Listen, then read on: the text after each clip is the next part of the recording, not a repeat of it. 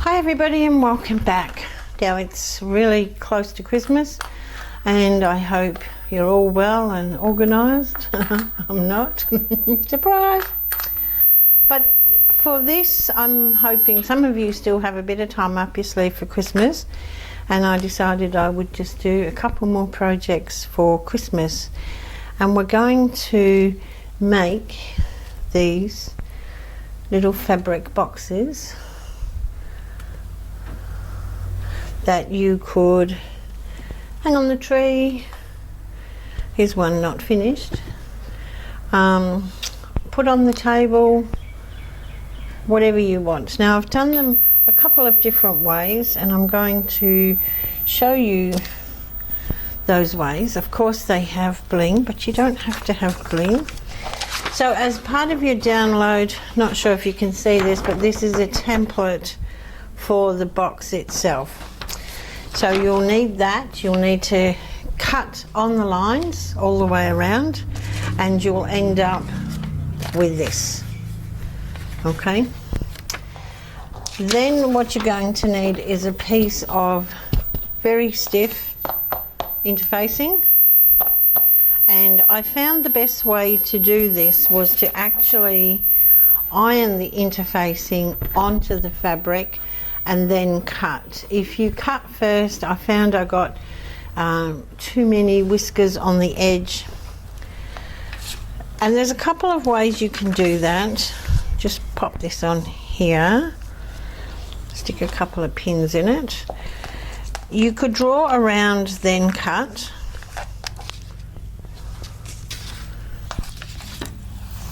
Or you could just cut.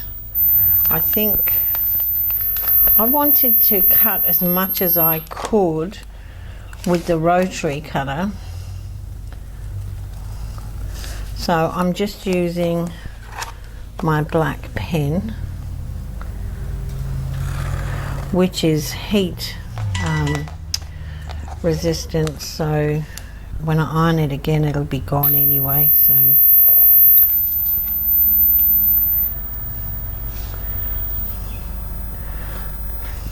and what you could do then while you're here with your pen is put in some score lines.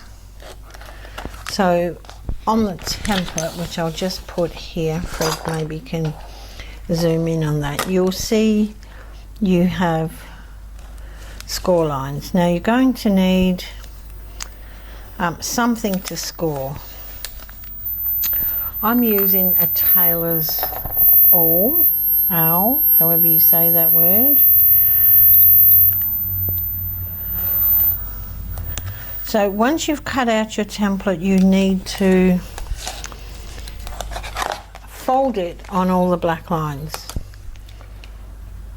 And that way when you come to score, it will make life easy.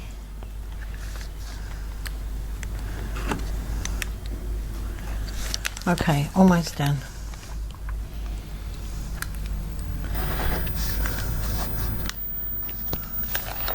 Done, done, done, done. Okay, so that's it. I've got my black lines around. What I'm going to do now is drag out this pin, fold this line over now and mark where that fold is.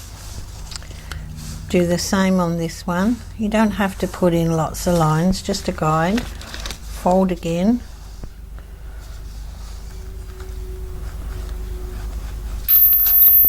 fold again.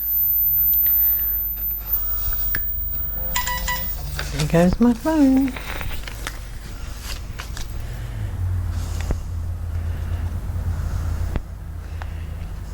Now if I put that back, there's one here.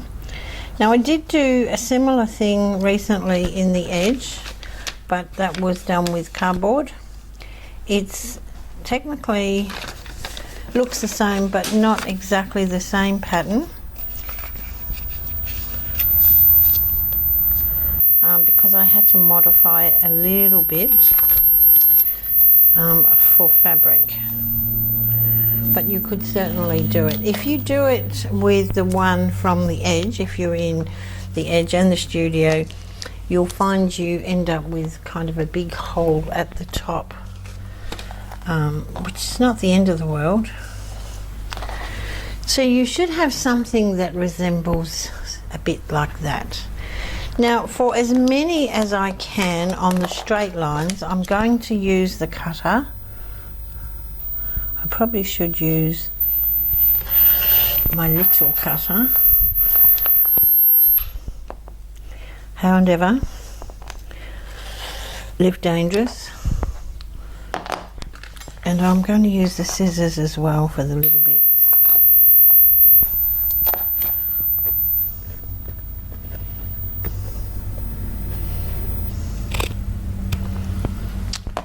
Okay, and then straight up here on the angle,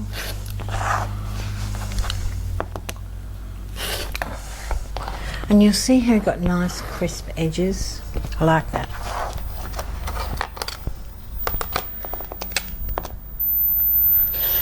You just can't make any mistakes with the cutter, or you're going to have to start over.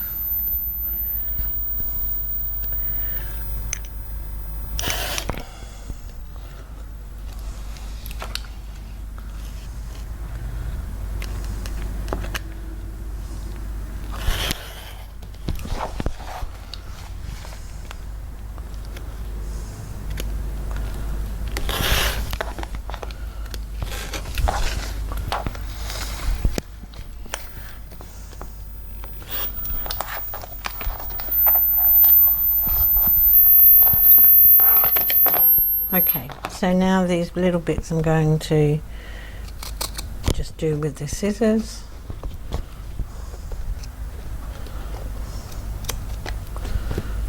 That's that one.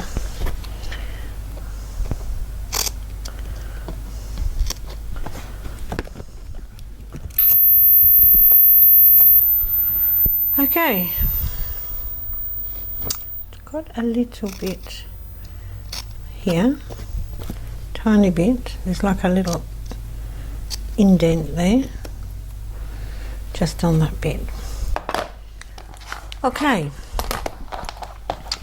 so that's all the bits. Let me close this so I don't do any damage. Now I'm taking the ruler and the tailor's awl, and I'm going to place the ruler back on the line and run this along that line. Now ultimately it will cut through the interfacing, but it doesn't matter because the fabric's on the other side holding everything together. So on all the lines,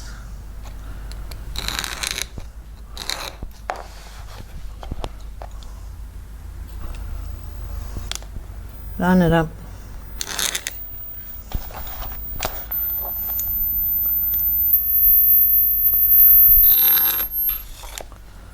And when you have a whole heap of them, they just look so sweet.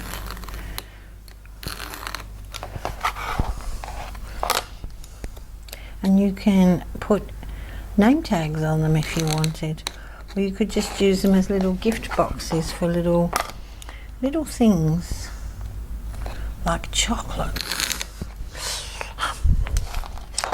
Okay, so everything's scored now and bendable. I'm going to plug in my little iron.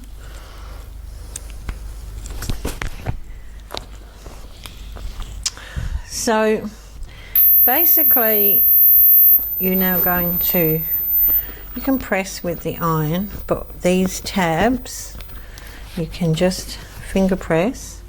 And what's going to happen is this tab, this is the lid over here, this big square piece on the end. So this tab here gets folded all the way across to that other edge, like so. Now you can glue it. you can, I tried gluing, wasn't overly happy with the whole gluing thing.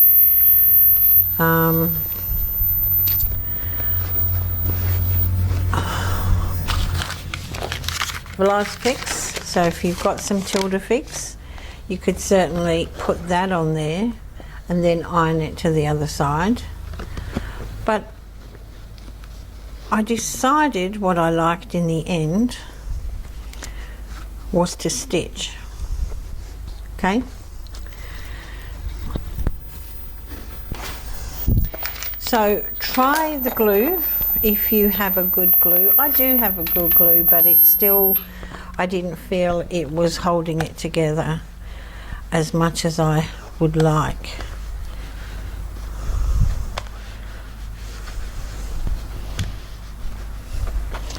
So give all those folds a good press. Okay, so if I hold it this way with this large section in my right hand, fold this top tab down and then bend it in half. And what we're going to do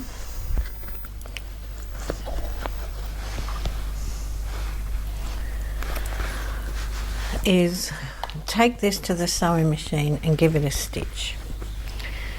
Now, of course, if you wanted to, when you were cutting out your fabric, you could have allowed extra and folded the fabric over to the inside. I just felt for what it was, it's just a quick little gift box. It was okay if it was white on the inside. So I'm going to, got this folded in line here, and I'm now going to take it to the sewing machine and sew along this edge. Now I'm using the G-foot, which is normally used for blind hems, but I'm going to use it to sew, and I'm actually going to sew down each of those folds.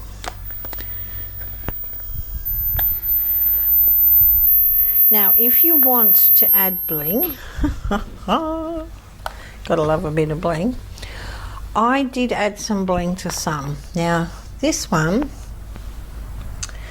has foil, glitter foil on it. This one has tiny little pieces of diamante bling I glued on. I think the glitter vinyl works great on here because it's flat. So if you do want to bling it up, it's best to do it now while it's flat. And if you fold that in like we're going to stitch, then you can see where you need to put the bling on all these sides. Okay? I'm not going to worry about it for now. For this one, I'm just going to get it done. So I'm going to take this to the machine. I want this edge, the length of the lid, on that fold, and I'm going to stitch down this side. So I'll see you at the machine.